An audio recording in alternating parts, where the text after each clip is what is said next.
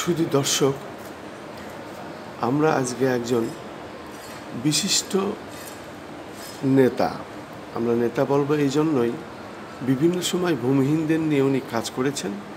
জাতীয় প্রেস ক্লাবের সামনে মানববন্ধন, সংবাদ সম্মেলন এবং আমাদের ধারাবাহিকভাবে উনি সাক্ষাৎ দিয়েছেন। ঠিক এই পবিত্র মাহে রমজান এবং এই রমজান মাসে ওনার একটি বিশেষ সাক্ষাৎ আমরা গ্রহণ করছি। আমি খন্দকার মাসুদুজ্জামান, আমাদের চ্যানেলগুলির পক্ষ থেকে।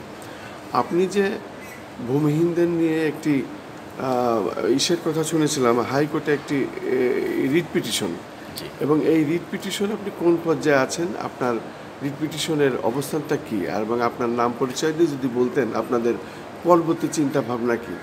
আচ্ছা, ধন্যবাদ আপনাকে। মূলত আমরা দেখেছেন যে 2018 সাল থেকে আমরা আসলে সরকারকে জানান দিতেছিলাম যে আমাদের বাংলাদেশে অসংখ্য ভূমিহীন অবস্থায় রয়েছে, যারা এখনও ঘর বাড়ি এবং জমি কোনো কিছুই পায়নি।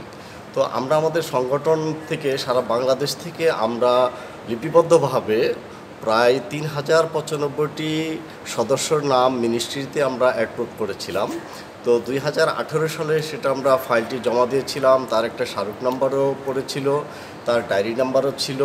তো মূলত কথা আপনারা হয়তো দেখেছেন যে প্রেস ক্লাবের সামনে আমরা শত শত মানুষ নিয়ে কিন্তু আসলে আমরা মানুষের জন্য, মানুষের কল্যাণের জন্য মূলত আমরা মানববন্ধন বলেন বা যে যা কিছুই আপনারা বলেন, আলোচনা সভা বলেন, আমরা অনেক কিছুই কিন্তু করেছি, কিন্তু বাস্তবিক কিন্তু আসলে আমরা ওইরকম কোনো পদক্ষেপ দেখতে পারছিলাম না।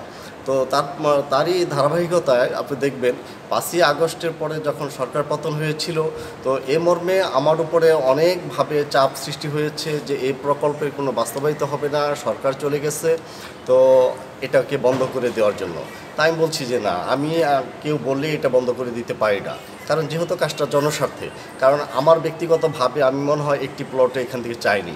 এই যে 3095টি আপনি সদস্যর কথা শুনলেন, এই 3095টি সদস্য কিন্তু ব্যক্তিগতভাবে কোনো না কোনো দেশের কোনো না কোনো এলাকার নাগরিক, তারা বৈধ বাংলাদেশের নাগরিক হিসেবে আমরা গণ্য করি, যেহেতু তাদের ভোটার আইডি কার্ড এবং ছবি দিয়ে আমরা এটা তালিকাভুক্ত করেছি। তো আপনারা হয়তো দেখেছেন ইতিপূর্বে যে আমরা যত মানুষ নিয়ে এসেছি, একটা মানুষও কি আপনি আপনার ব্যক্তিগতভাবে বলতে পারবেন যে তারা স্বাবলম্বী? আপনি বলেন তো যে তারা স্বাবলম্বী কিনা। তাদের কিন্তু অনেকের চাল আনার টাকাও কিন্তু নাই যে দিনে তারা অনেক সব ভাত খেতে পারে।